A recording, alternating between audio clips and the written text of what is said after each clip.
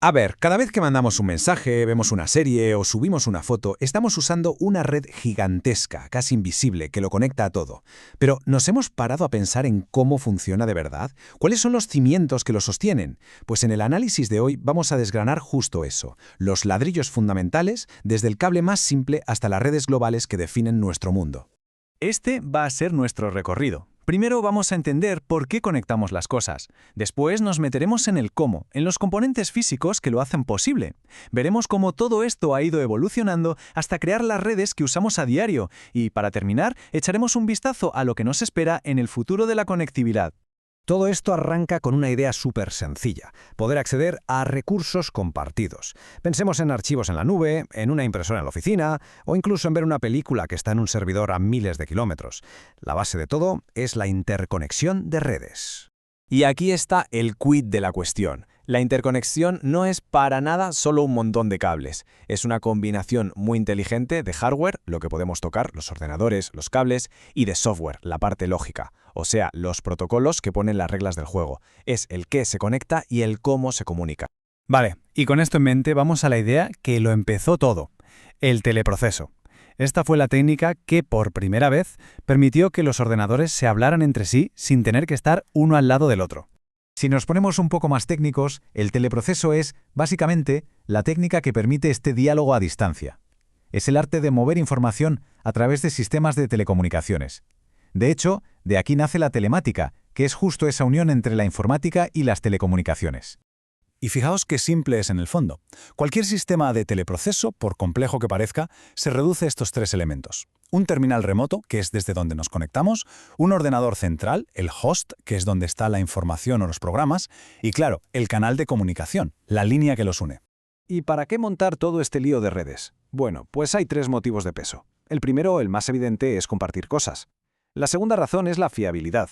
Piensa que si un ordenador se estropea, la información no se pierde, porque sigue estando disponible en otro sitio. Y la tercera es puro ahorro. Es mucho más barato tener un superordenador central para todos que un ordenador potente para cada persona.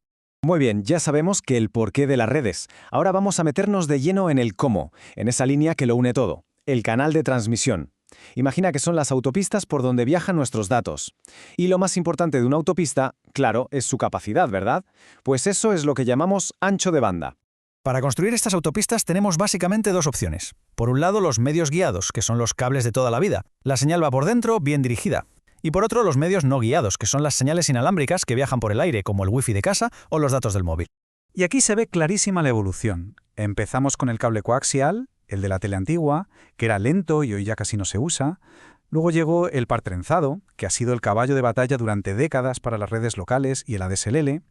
Y finalmente, la fibra óptica. Ojo, porque esto fue una revolución. Ya no se transmite electricidad, sino pulsos de luz. Un salto que nos llevó de velocidades modestas a la era del Internet de altísima velocidad que hoy nos parece tan normal. Pero claro, al principio había un problema, y era un problemón. Los ordenadores hablan en digital, en unos y ceros, pero la infraestructura que había por todas partes era la línea de teléfono, que era analógica, como ondas de sonido. Hacía falta un traductor. Y aquí es donde entra en escena nuestro héroe, el módem. Su nombre, de hecho, lo dice todo. Modulador de modulador. Su trabajo era simple pero absolutamente genial. Cogía el lenguaje digital del ordenador, lo convertía en analógico para que viajara por la línea telefónica y en el otro extremo hacía el proceso inverso. Es que el proceso es la clave. El ordenador de origen suelta sus ceros y unos.